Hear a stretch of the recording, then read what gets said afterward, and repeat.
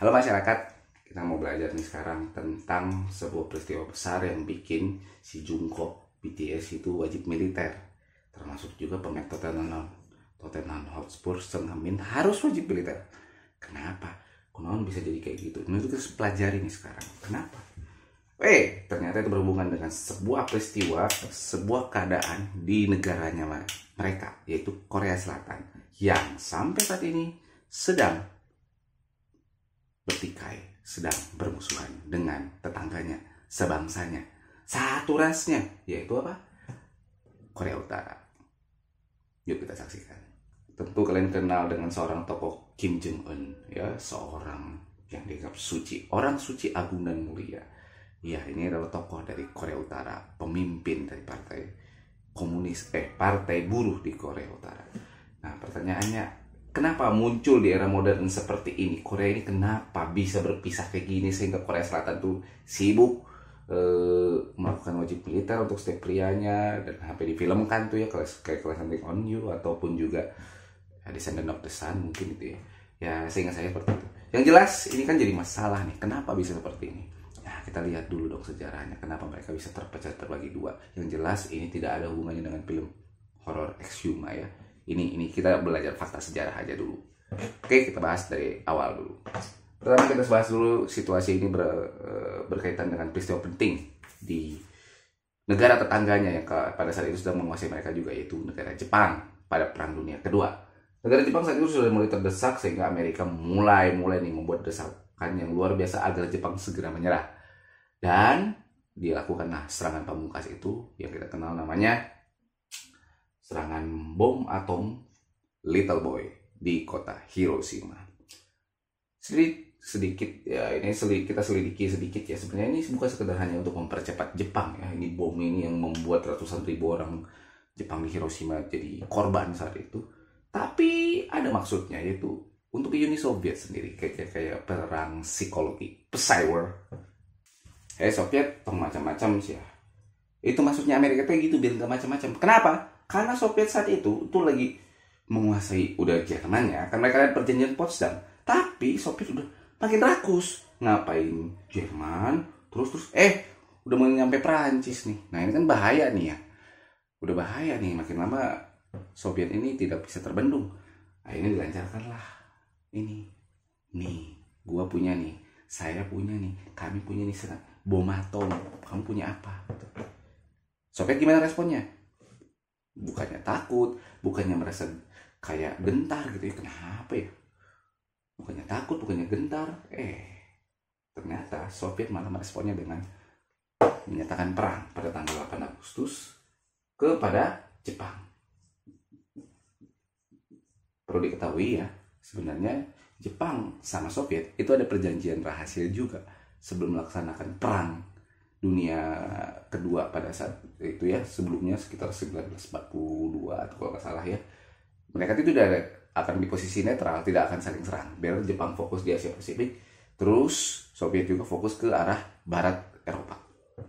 Nah, tapi di sini dia malah menyatakan perang. Kenapa? Karena Jepang sudah mulai melemah. Akhirnya pasukan Jepang tuh akhirnya pasukan Soviet itu langsung turun menuju Manchuria. Itu dulu Tiongkok, daerah Republik Tiongkok itu utaranya itu masih dikuasai sama Jepang semua ya, penuh lah, intinya jajah Jepang juga. Daerah Manchuria itu langsung dihantam sama Soviet dan sudah masuk wilayah perbatasan Korea Utara saat itu. Amerika ngelihat ini tidak ada takut-takutnya di Jepang. Langsung lah dia tanggal 9 Agustus Amerika mengebom kota selanjutnya, itu kota Nagasaki nantinya. Nah, dibom, tapi Soviet juga tidak bergeming, malah sudah masuk perbatasan, udah masuk ke dalam Korea Utara. Akhirnya Amerika pun tanpa menunggu Jepang menyerah, dia langsung menyeberang. Ini ya di Jepang, dia langsung menyeberang menuju Korea Selatan. Akhirnya terjadilah seperti melawan Jepang juga ya, melawan Jepang di sini. Mereka juga saling menghabisi pasukan Jepang. Ini juga menghabisi pasukan Jepang. Serang, truk ketemu di sebuah titik namanya 38 derajat lintang utara. Bertemulah mereka di titik 38 derajat lintang utara. Nah, ini dijadikan sebagai zona pembatas ya antara pendudukan Soviet maupun pendudukan Amerika. Ya, kita sebutlah itu daerahnya itu seperti zona gencatan senjata atau demilitarisasi zone ya, atau DMZ ya. 38 derajat. Itu tepatnya di sebuah desa namanya Pumunjom ya. Nah, oke, di sini kita udah lihat Korea akhirnya terbagi dua. Jepang menyerah dan kita tahu pemenangnya nanti adalah Sekutu dengan leadernya itu nanti Amerika Serikat, dan sementara pihak yang lain adalah Uni Soviet. Fasisme, Jepang, Jerman, Italia, chaos semuanya. Tinggallah urusan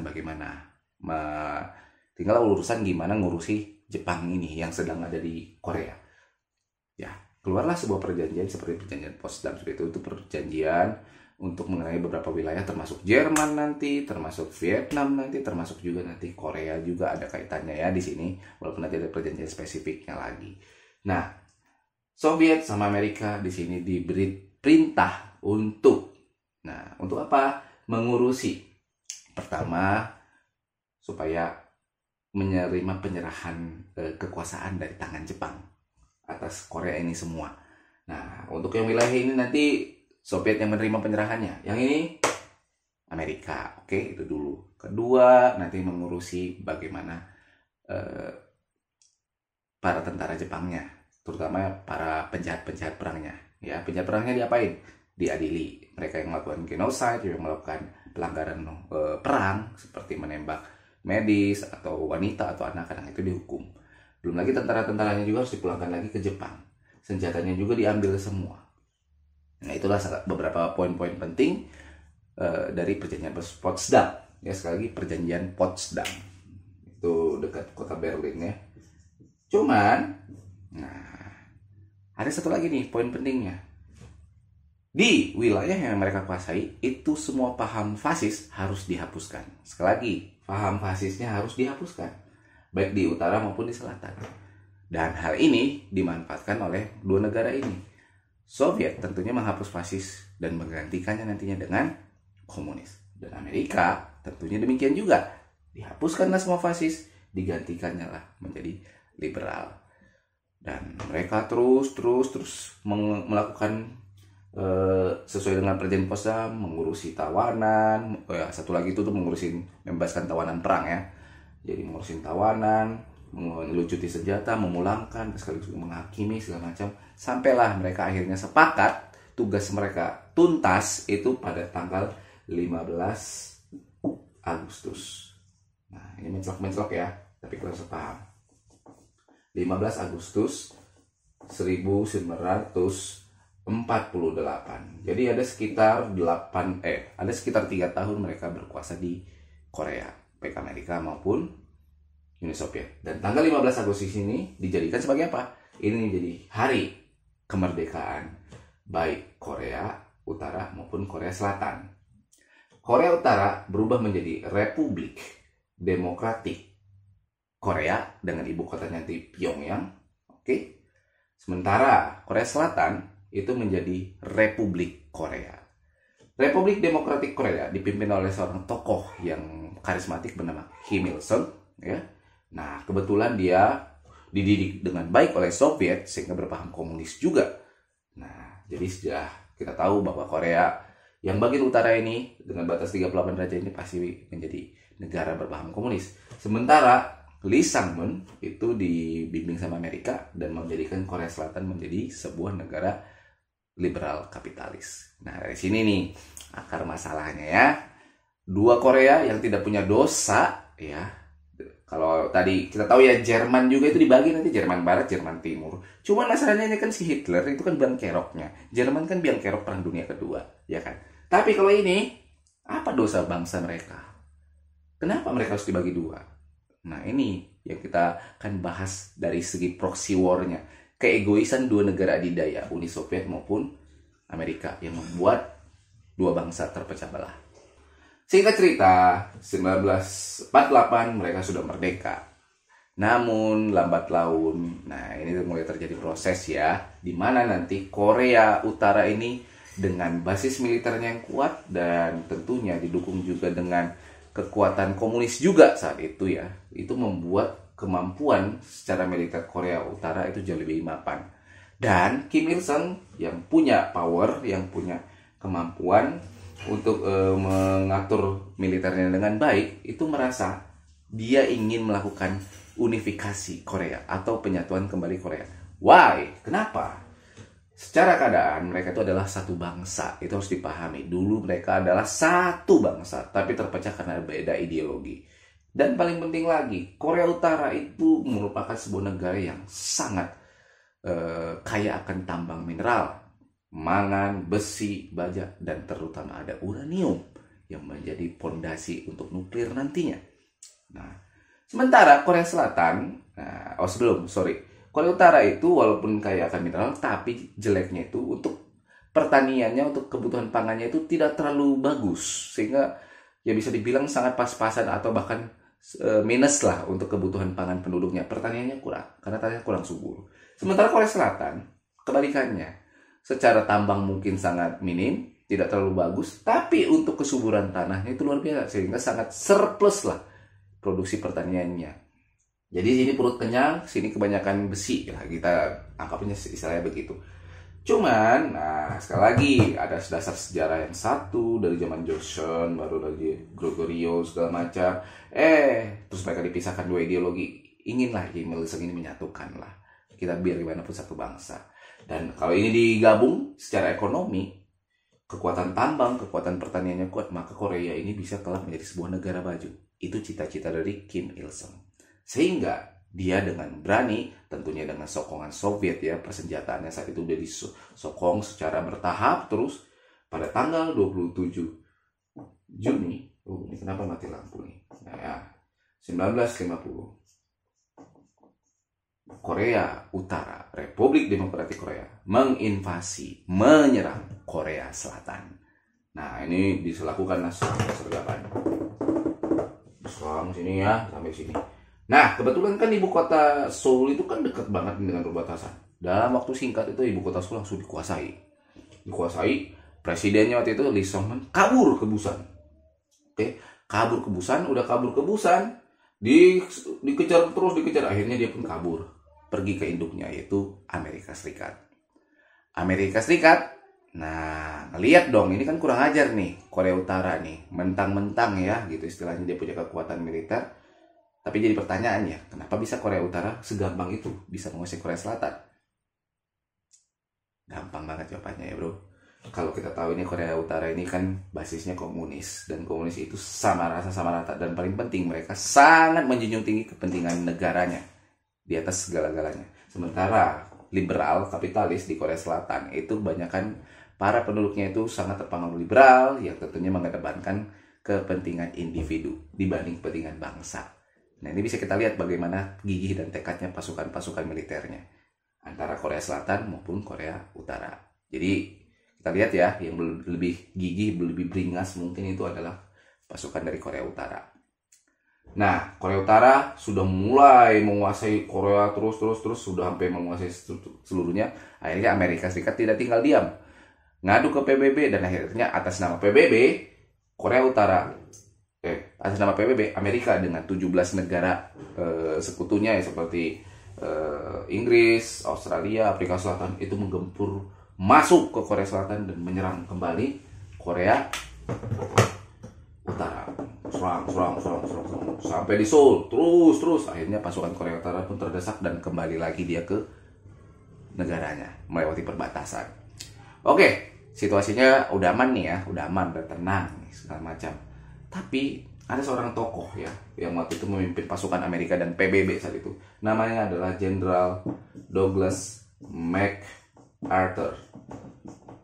Ini kalau kalian ingat, ini adalah pahlawan di Pasifik ya, yang melakukan taktik lompat katak yang membuat Jepang kalah di perang Pasifik sampai nanti puncaknya pemboman kota Hiroshima dan Nagasaki yang membuat Jepang menyerah tanggal 14 Agustus 1945. Itu semua otaknya adalah Douglas MacArthur. Ini seorang jenderal yang sangat luar biasa, beribawa dan sangat berkarismatik. Bahkan dia sebenarnya menjadi calon potensial untuk jadi presiden Amerika nanti, pengganti Truman. Nah, kebetulan ini waktu itu masih presidennya Truman. Jenderal MacArthur itu pengen sekali menghancurkan sekaligus saja. Ini Korea Utara dibabat aja lah. Karena pasti kumat-kumat lagi. Itulah pikirannya dari MacArthur. Tapi banyak negara tidak setuju. Udahlah sampai sini aja.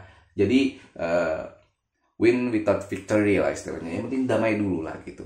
Kan tahu juga Soviet juga nggak langsung menyokong kayak gitu. Tapi MacArthur bilang tidak, Korea Utara pasti akan nyerang lagi. Komunis ini kurang ajar katanya. Dulu fasis aku udah hantam, sekarang giliran komunis. Oke ya, ini mungkin dialognya ya. Waktu itu MacArthur sampai bersumpah katanya. Konon katanya dia bersumpah bilang, pokoknya kalau aku berhasil menumpas komunis di Korea Utara, maka aku nanti akan mencalonkan diri menjadi presiden Amerika, kata dia. Tapi kalau aku nggak berhasil, nah aku siap jabatan jenderalku ini dicopot. Itu sumpahnya. Dan akhirnya Truman pun mengizinkan, tentunya juga ya, karena masa juga mendukung MacArthur ya saat itu juga. Terjadilah invasi, serangan balasan dari pasukan gabungannya Amerika dan kawan-kawan, tentunya membantu Korea Selatan menyerang wilayah Korea Utara, masuk. Dan tentunya itu tidak seimbang ya, pasukan Korea Utara yang sebelumnya mengalami kekalahan, makin kocar kacir, diserang terus. Diserang. Nah, diserang. Ternyata itu makin terus terdesak. Nyampelah ke perbatasan Tiongkok. Nah, ini sudah ada ya saat itu ya, sudah dia merdeka waktu itu dan sudah komunis. Nah, nyampelah di Sungai Yalu, namanya ada Sungai Yalu ini ya, kita bilang Sungai Yalu, itu di perbatasan. Dan udah mulai nyebrang nih pasukan Korea Utara ke sana nih. Nah, udah nyebrang ke sana otomatis, dan tentunya pasukan Amerika juga makin mendekati dong. Nah, ini kan membuat tentunya, dan ini tentunya membuat Tiongkok ya tidak senang dong, karena pasukan Korea Utara sudah mulai masuk ke wilayah Tiongkok, dan tidak menutup kemungkinan pasukan Amerika juga mungkin bisa aja menerobos masuk juga gitu. Ini membuat Mao Zedong tidak senang saat itu. Ini Amerika sudah kelewat batas. Akhirnya Mao Zedong melakukan serangan balasan lagi, sekaligus juga membantu Korea Utara. Bisa dibilang dia kirimlah 2 juta pasukannya menyerang balik pasukan Amerika yang sudah nyampe perbatasan Sungai Yalu ini. Serang balik lagi. Nah, itu diserang balik lagi sampai akhirnya pasukan Amerika terdesak mundur. Ya udah, nyampe lagi ke titik 38 derajat. Udah. Dan pasukan Amerika mundur. Amerika dan kawan-kawan pun kalah. Begitu nyampe sini, pasukan Republik Tiongkok itu ya membantu Korea Utara nyampe sini. Stop, kata Mao. Tidak diteruskan, tidak perlu dikejar lagi, cukup, nanti tidak ada beres-beresnya. Mungkin gitulah prinsip si Mao. Walaupun anaknya nanti mau anjing itu mati meninggal pada saat melakukan invasi ini juga. Oke, sampai sini kita lihat bahwa Tiongkok punya kebijakan menghentikan serangan pada titik 38 derajat ini. Dan tentunya hal ini juga menampar Amerika, khususnya seorang jenderal yang bernama Douglas MacArthur. Nah, Douglas MacArthur pun seperti janjinya, akhirnya dia pun karena kalah dicopotlah jabatannya.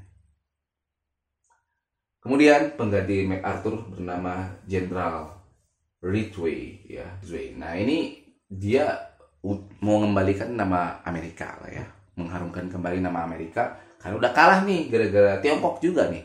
Sehingga dia melaksanakan serangan balasan. Tapi serangan balasannya kali ini tidak menggunakan manusia, malah melancarkannya dengan peluru kendali. Ditembakkanlah sama dia peluru kendali dari basis di Korea Selatan ini, ditembakkan.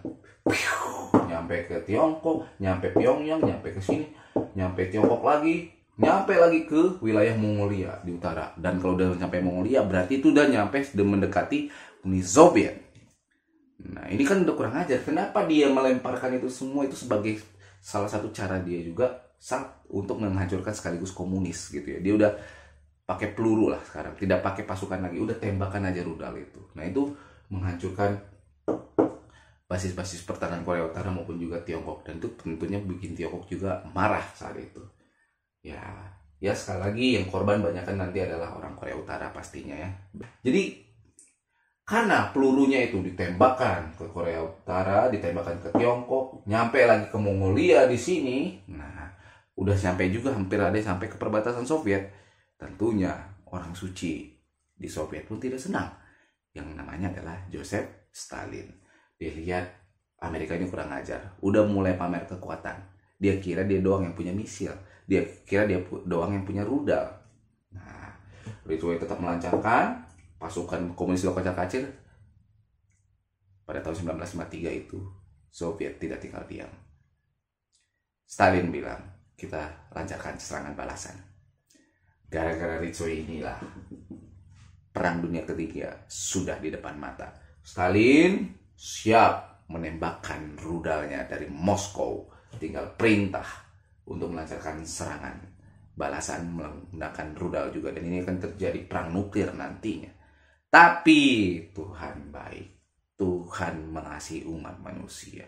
Ternyata sebelum dia memerintahkan tembak, istilahnya sebelum eksekusinya itu berada di esok harinya gitu, malamnya Stalin terkena serangan jantung dan akhirnya meninggal. Oke, itu pada tahun 1953. Cari tahu sendiri nanti ya tanggalnya berapa. Yang jelas Stalin meninggal, itu membuat Soviet jadinya tidak ada keputusan apapun nantinya, karena mereka pasti ada urusan untuk mencari pengganti Stalin selanjutnya. Nah, akhirnya Stalin meninggal dan Soviet juga belum ada kepastian untuk melakukan serangan. Tibalah penggantinya saat itu bernama Nikita Khrushchev, ya. Nikita Khrushchev. Nah, itulah yang jadi pengganti Stalin. Yang kebetulan dia itu sebenarnya dekat sama Stalin, tapi waktu dia jadi pemimpin Soviet, dia malah melakukan destalinisasi atau semua yang berbau Stalin dihapuskan.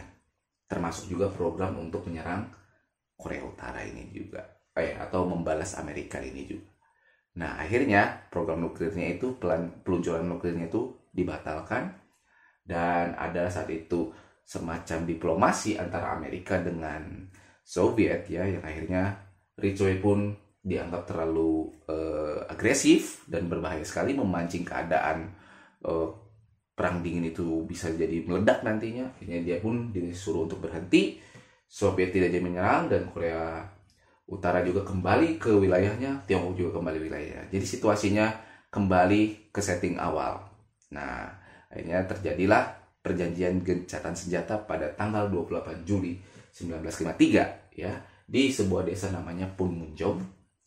Nah, di mana perjanjiannya itu isinya adalah bahwa Korea Selatan dan Korea Utara melakukan gencatan senjata. Dengan kata lain, mereka belum berdamai, tapi situasi mereka adalah saling bersiap, siaga satu untuk melancarkan serangan sampai sekarang.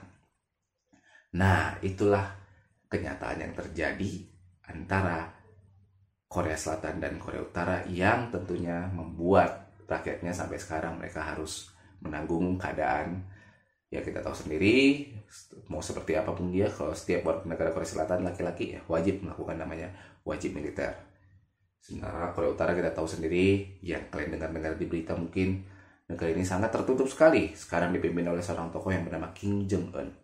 Kim Jong-un ini sebenarnya adalah cucu dari Kim Il-sung. Kim Il-sung nanti punya anak namanya Kim Jong-il, yang itu nantinya kalau ada kalian telusuri sepanjang sejarah nanti, ternyata Kim Il-sung dan Soekarno itu punya ikatan batin yang kuat, karena Kim Il-sung itu sangat mengagumi tokoh Soekarno. Bahkan aliran yang diterapkan di Korea Utara itu ya, Juche, itu artinya kemandirian itu semuanya buah pikiran dari Soekarno sebagai mentor dia lah bisa dibilang. Dan Kim Jong-il pun katanya itu punya sempat menjadi teman dengan anaknya Soekarno yang namanya Megawati Soekarno Putri. Oke, nah jadi kita bisa tahu sendiri sekarang adalah Kim Jong-un. Kim Jong-un itu posisinya sebagai apa? Kim Jong-un posisinya bukan sebagai presiden atau pemimpin Korea Utara. Dia hanya sebagai ketua partai buruh, satu-satunya partai di Korea Utara. Lantas siapa presiden Korea Utara? Ya, presiden Korea Utara adalah Kim Il-sung. Kim Il-sung. Dia menjadi presiden abadi. Dan walaupun dia sudah meninggal, mayatnya tetap ada ya, dikremasi, apa istilahnya, diawetkan. Dan ya itu ya kita nggak bisa tahu bagaimana bentuknya sekarang karena memang sangat tertutup. Tapi yang jelas Korea Utara sampai sekarang itu kalau ditanya siapa pemimpinnya, siapa presidennya, itu adalah Kim Il-sung. Kim Jong-un hanya sebagai ketua partai buruh saja. Nah, demikianlah tentang perang Korea yang menjadi basis proksi Amerika dan Soviet di Asia Timur. Nanti kita akan bahas lagi Tiongkok ya, bagaimana kenapa jadi perang saudara yang enggak jadilah Taiwan sekarang maupun Tiongkok yang sekarang ya, yang berhaluan komunis. Tapi sekali lagi ini kita tekankan, beginilah keadaan Korea dan bagaimana proses mereka sehingga terbagi dua. Tentunya itu adalah ambisi dari dua bangsa, yaitu Soviet maupun Amerika. Korbannya adalah mereka. Untungnya itu tidak terjadi di negeri ini, karena negeri kita sudah merdeka sebelum bangsa-bangsa barat itu datang untuk mengurusi kita setelah Perang Dunia Kedua. Sampai ketemu lagi dalam pertemuan selanjutnya.